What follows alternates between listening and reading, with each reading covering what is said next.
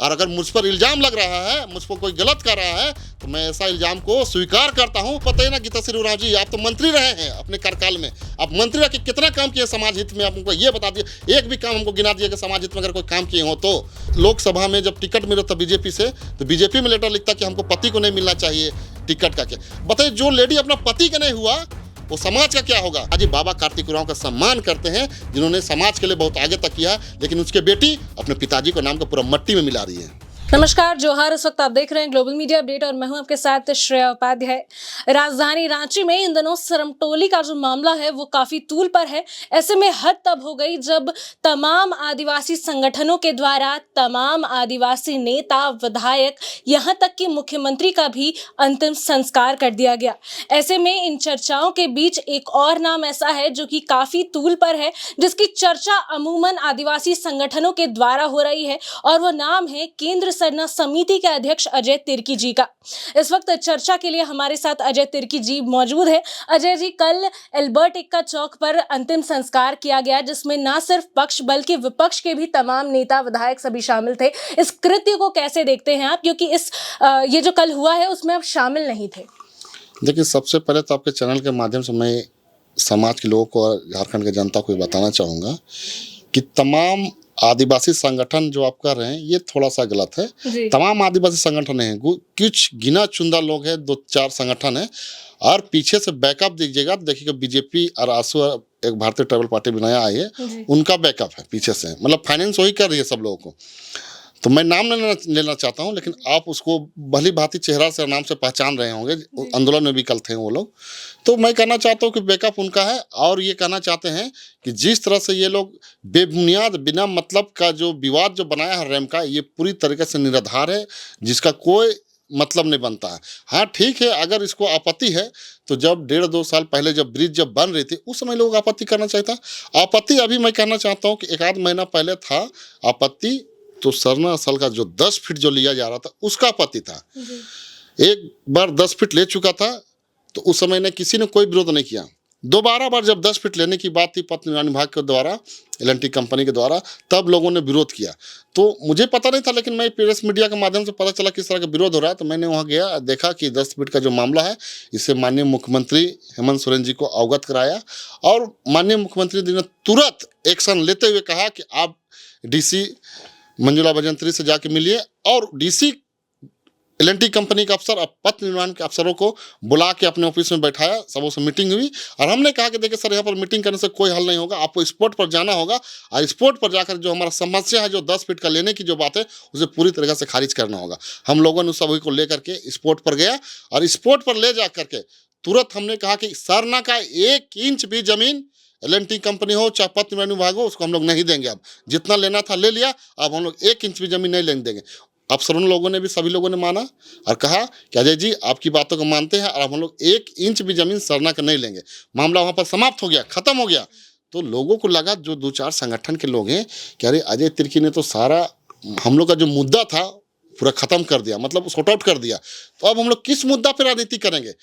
तब इन लोगों ने सोची समझी साजिश के तहत इन लोगों ने रैम का मामला को मुद्दा बनाया, और रैम का मामला को मुद्दा बनाया, और उसके बाद रैम को लेकर लगातार इन लोगों ने विरोध प्रदर्शन किया। कभी आपने देखा होगा मानव श्रृंखला बनाए। अब बताइए, मानव श्रृंखला में क्या पुतला धन होता है, क्या रोड जाम होता है? अरे मानव श्रृंखला में आपका जो मांग है, कोई जो डिमांड है, आप रोड साइड में अपना तख्ती बैनर लेकर खड़ा हो जाए, यही मानव श्रृंखला का सुंदरता होता है। लेकिन आप तो सुंदरता को पूरा खत्म कर दिए मानव श्रृंखला का।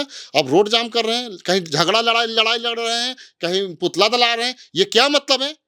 कोई चीज का संवैधानिक तरीका होता है, संवैधानिक तरीका में रह के विरोध करना चाहिए, प्रदर्शन करना चाहिए। अब देखिए, कल जो मसाल जुलूस लोग निकाले, मसाल जुलूस कहते हैं कि अर्थी जो निकाले लोग, सभी विधायकों का, मैं कहना चाहता हूं कि सभी का दिखावा कर रहे हैं। मेन विरोध माननीय श्री हेमंत सोरेन जी का है, और बाकी जो विपक्ष के लोग हैं उसको सिर्फ एक बहाना बनाया गया है कि देखिए हम लोग सबका कर रहे हैं, लेकिन टारगेट माननीय मुख्यमंत्री हेमंत सोरेन है।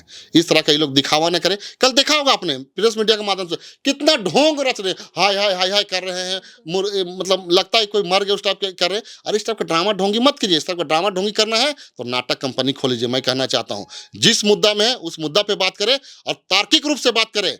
मैं साफ तौर से कहना चाहता हूँ, जितने लोग विरोध प्रदर्शन कर रहे हैं, मैं सबको चैलेंज करना चाहता हूँ, हमसे डिबेट में बैठे। अगर डिबेट में बैठना है, पूरे तार्किक और सबूत और प्रमाण के साथ बैठे। मैं ही कहना चाहता हूँ लोगों से। बिल्कुल, इस पूरे कृत्य के दौरान कल हमने कई लोगों की ज़बान पर आपका भी नाम सुना है। कई सारे इल्ज़ाम आप पर लगाए जा रहे हैं। ऐसे में पूर्व मंत्री गीताश्री उरांव भी ये कह रही हैं कि गुटबाज़ी हो रही है और जो आदिवासी संगठन है वो 2 गुटों में बँट चुके हैं। ऐसा है क्या सचमुच? देखिए, गीताश्री उरांव बाबा कार्तिक उरांव की बेटी है, उसका हम सम्मान करते हैं। लेकिन कुछ दिनों से देख रहे हैं, और शुरू से उसको हम देख रहे हैं कि उनका जो विचार, जो वक्ता आता है, एक तरफा आता है। उससे आदिवासी समाज पूरे आक्रोशित है। अच्छा, समाज ही नहीं, जिस राजनीतिक पार्टी से है, कांग्रेस पार्टी से, कांग्रेस के लोग भी उससे परेशान हैं। इसीलिए को तो उसका टिकट काटा गया। आप न पार्टी के रहे, न समाज के रहे, न समाज में आपका कोई जगह बन पा रहा है, न पार्टी में जगह बन पा रहा है। आप एक तरफा बात बोलते हैं। अरे किसी चीज़ को, आप इतनी पढ़ी लिखी लेडी हैं, आप किसी रूप को जब बात करना तो तार्किक रूप से गए। अब मुझ पर इल्ज़ाम लगाते हैं कि आपने 35 लाख L&T कंपनी से खा गया। उसको समझना चाहिए कि जो दिख रहा है कि भूअर्जन विभाग की तरफ जो नोटिस आ गया है, वो सिर्फ मात्र एक नोटिस है। आप नोटिस के बाद अब जाइएगा कि उस नोटिस को रिसीव कौन किया, रिसीव करने के बाद किन लोगों ने भूअर्जन विभाग में आवेदन लिख करके, वंशावली बना करके मुझे पैसा चाहिए कि किसने लोगों ने आवेदन दिया, उसको जांच करनी चाहिए कि कुछ लोगों ने, किन किन लोगों ने भूअर्जन विभाग में ये पैसा को डिमांड के लिए आवेदन दिया है। अरे हमको तो उस आवेदन के बारे में, जो भूअर्जन विभाग के बारे में जो नोटिस आया था, जो 35 लाख दिया गया था, बगल में केंद्रीय सनद समिति लिखा होता, उस नोटिस का तो मुझे कुछ जानकारी नहीं था। ABCD मुझे तो पता ही नहीं था।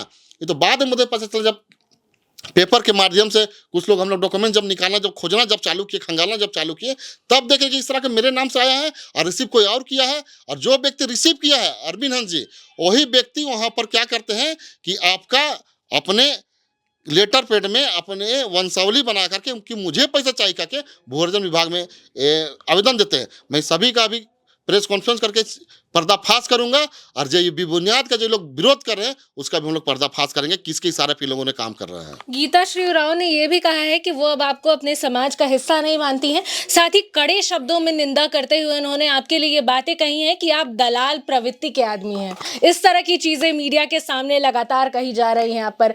देखिए, आपको पता है, किसी भी समाज में, चाहे हिंदू हो, मुस्लिम हो, सिख, ईसाई, जैन हो, बौद्ध हो या शरणा हो, जो लोग आगे बढ़ते हैं उसी का टीका टिप्पणी होता है।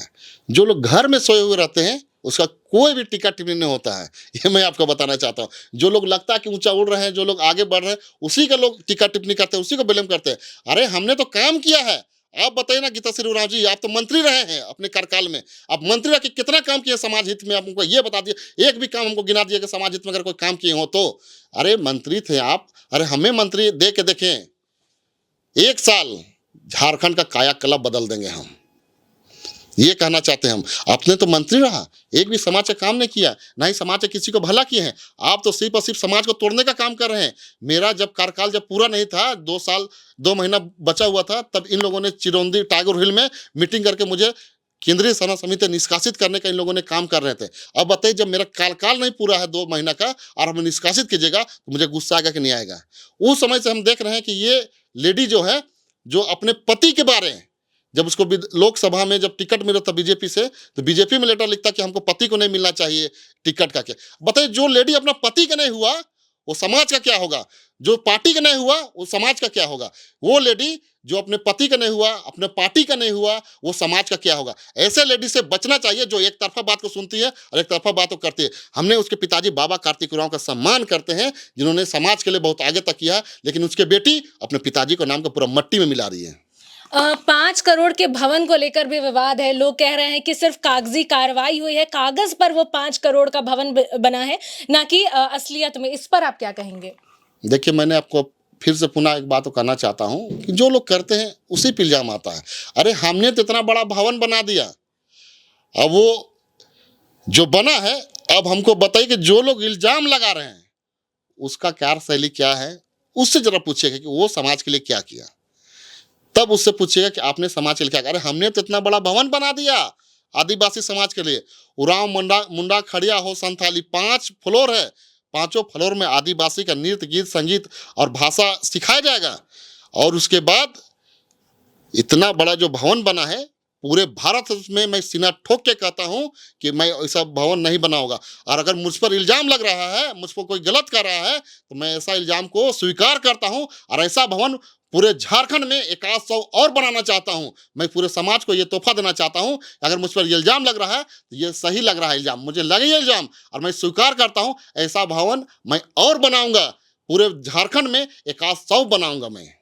बिल्कुल अजय जी, इन दिनों काफ़ी चर्चा हो रही है आपके नाम की। ऐसे में केंद्र सरना समिति के अध्यक्ष इन चीज़ों को, इन निंदाओं को किस तरह से देखते हैं? और क्या आगे भी आप जैसे आदिवासी समाज के हित के लिए आवाज़ उठाते थे, आगे भी इस तरह की आवाज़ उठाएंगे? देखिए, जो समाज हित के लिए होगा, हम लोग उसका आवाज़ उठाएंगे। अब पुरजोर तरीका से उठाएंगे, इसलिए कि ना हम गलत करते हैं, ना गलत करने देते हैं। सीना ठोक के बोलते हैं और जो कहते हैं सही कहते हैं। मैं कहना चाहता हूं कि रघुवर दास की जब सरकार थी, तो सीएनटेड का पूरे झारखंड में जब विरोध हो रहा था, तो जो आज चुनिंदा लोग, जो लोग आप विरोध करके दिखा रहे हैं सड़क पर, वो लोग रघुवर दास की गोद में जाके बैठे हुए थे। पता कर लीजिएगा कौन था, नाम नहीं बताना चाहूंगा मैं, लेकिन आप पता कीजिएगा कि कौन रघुवर दास की जो गोद में बैठे हुए थे। सीएनटेड के मुद्दम जब झारखंड पूरा जल रहा था, लाठी चल रही थी, गोली चल रही थी, कितने आदिवासी और मूलवासी मारे गए, तभी लोग किस बिल में घुसे हुए थे, जरा पूछिएगा उन लोगों से। हमने तो सीएनटेड में विरोध किया, हमारे साथ 5 लोग जेल गए, हम तो जेल में गए थे इस आंदोलन में। बताइए कि कितने लोग उस आंदोलन में जेल गए हैं, जरा उन लोगों से पूछिएगा। हम तो जेल भी गए और साथ ही साथ अपने समाज हित के लिए हमेशा काम करते आए हैं, करेंगे, जब तक शरीर में जाने तब तक करते रहेंगे। बिल्कुल, अध्यक्ष जी के द्वारा तमाम आदिवासी संगठनों को क्या संदेश देना चाह रहे हैं? हम तमाम आदिवासी संगठन और आदिवासी समाज के अगुवागणों को, सबों को ये संदेश देना चाहते हैं कि किसी के बहकावे में ना आए, अपने दिमाग और बुद्धि और विवेक से काम करें। क्या सही है क्या गलत है उसकी परख करें, किसी के बहकावे में ना आए। मैं साफ तौर से ही कहना चाहता हूँ। और सरुल की जो है उसे ढेर सारी शुभकामना, बधाई देना चाहता हूँ सरुल में एडवांस में। आप सरुल की तैयारी करें और जो 5वें स्थान पे हमारा जो सरुल का जुलूस था, उसे 1 स्थान पे कैसे ले जाए उसकी तैयारी करें। यही सब के साथ जय जोहार, जय झारखंड। तो ये थे सरना समिति के केंद्रीय अध्यक्ष अजय तिर्की जी।